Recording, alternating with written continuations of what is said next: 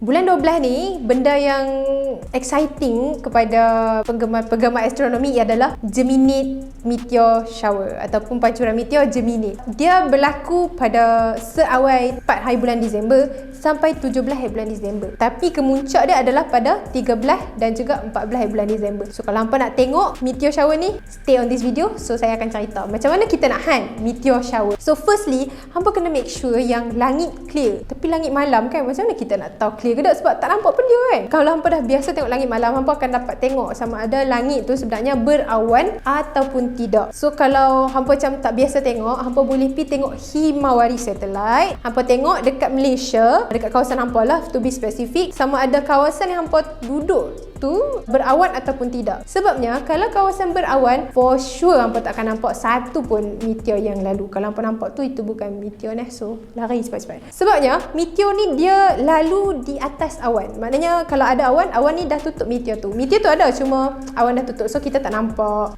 Tapi specialnya, bukan special lah, dia macam sedikit untuk Geminid kali ni adalah pada 13 dan juga 14 ni, which is pada climax Geminid Meteor Shower, bulan kita berada dalam fasa 78% ignite. Maknanya dia menyala 78%. Kita hampir ke full moon.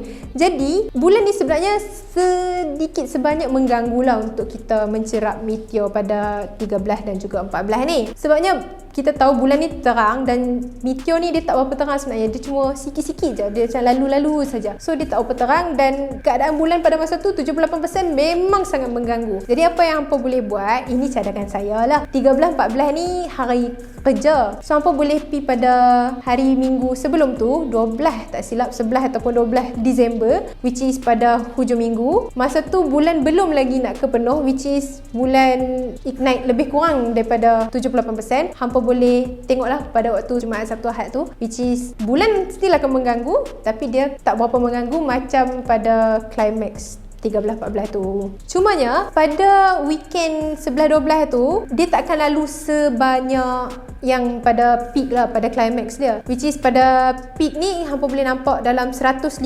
biji yang lalu dalam masa 1 jam, which is sangat banyak. Mustahil kalau hampa tak nampak kalau langit tu sangat clear. Tapi tak bermaksud kalau hampa pergi weekend sebelum tu hampa tak nampak apa, cuma akan nampak, cuma tak sebanyak masa peak. So kalau hampa terlepas peak untuk meteor ni, hampa dah tak boleh tengok ke? Macam saya cakap, meteor shower ni bermula dari 4 Disember sampai 17 Disember. Kiranya untuk to be safe, hampa boleh je tengok pada 4 hari bulan tu sebenarnya. Cuma bilangan yang akan lalu dekat satu-satu kawasan dalam masa sejam tu tak sebanyak pada 13 dan juga 14. So why not kalau setiap hujung minggu kita pergi je tengok, pergi cari kawasan yang gelap, jauh daripada pencemaran cahaya, start daripada 4 hari bulan sampai 17 hari bulan. Sebab one thing about meteor hunt, kalau hampa cukup bertuah, hampa akan dapat nampak dalam masa 1 hari. Maknanya hampa cuma tengok langit satu malam tu je, hampa dah boleh nampak. Tapi kalau keadaan langit tak clear, kalau kita tak cukup bertuah, tak cukup laki, then kita akan perlukan another night untuk kita stay dan tengok meteor. So why not kita mula awal so that kita akan experience this time punya meteor shower.